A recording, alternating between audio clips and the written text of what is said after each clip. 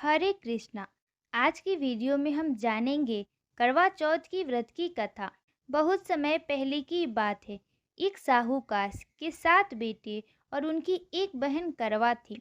सभी सातों भाई अपनी बहन से बहुत प्यार करते थे, यहाँ तक कि वे पहले उसे खाना खिलाते और बाद में स्वयं खाते थे। एक बार उनकी बहन ससुराल से मायके आई हुई थी।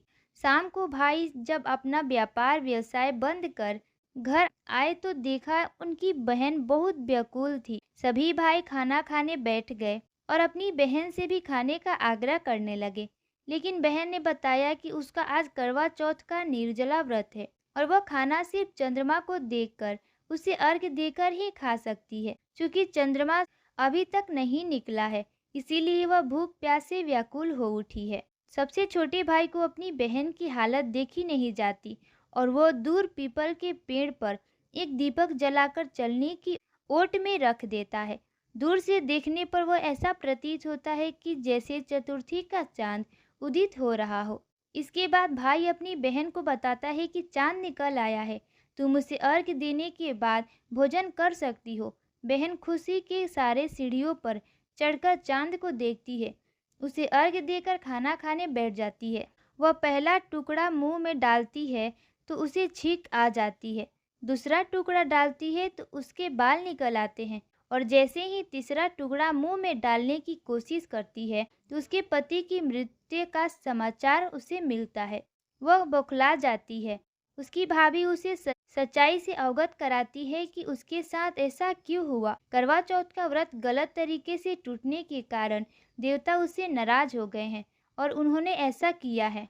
सच्चाई जानने के बाद करवा निश्चय करती है कि वो अपने पति का अंतिम संस्कार नहीं होने देगी और अपने सतीत्व से उन्हें पूर्व जीवन दिलाकर रहेगी। वह पूरे 1 साल तक अपने पति की शव के पास बैठी रहती है, उसकी देखभाल करती है, उसके ऊपर उगने वाली सुईनुमा घास को एकत्रित करती जाती है।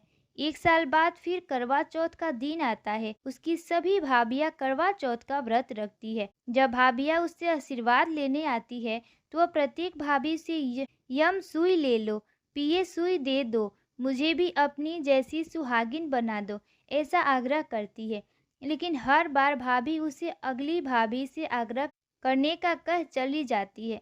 इस प्रकार जब छठे नंबर की भाभी आती है तो करवा उससे भी यही बात दोहराती है। यह भाभी उसे बताती है कि चूंकि सबसे छोटे भाई की वजह से उसका व्रत टूटा था, अतः उसकी पत्नी में ही शक्ति है कि वह तुम्हारे पति को दोबारा जीवित कर सकती है। इसीलिए जब वह आए तो तुम उसे पकड़ लेना और जब तक वह तुम्हारे पति को जिंदा ना कर दे उसे नहीं छोड़ना। ऐसा कहकर वो चली जाती है। सबसे अंत में छोटी भाभी आती है। करवा उनसे भी सुहागिन बनने का आग्रह करती है, लेकिन वह टालम टोली करने लगती है। इसे देख करवा उन्हें जोर से पकड़ लेती है और अपने सुहाग को जिंदा करने के लिए कहती है। भाभी उसे छुड़ाने के लिए नोचती है, खसोटती है, लेकिन करवा नहीं छोड़ती है। अंत में उसकी तपस्या को देख भाभी पसीज जाती है और अपनी छोटी उंगली को चीरकर उसमें से अमृत उसके पति के मुंह में डाल देती है। करवा का पति तुरंत श्री गणेश कहता हुआ उठ बैठता है। इस प्रकार प्रभु कृपा से उसकी छोटी भाभी के माध्यम से करवा को अपना सुहाग वापस मिल जाता है। हे श्री गणेश, माँ गौरी, जिस प्रकार करवा को चिर सुहागन का वरदान आपसे मिला है, वैसे ही सब सुहागिनों को मिले। करवा चौथ व्रत की कथा सुनने वाले और कहने वाले को उन पर सदा कृपा बनाए रखिएगा।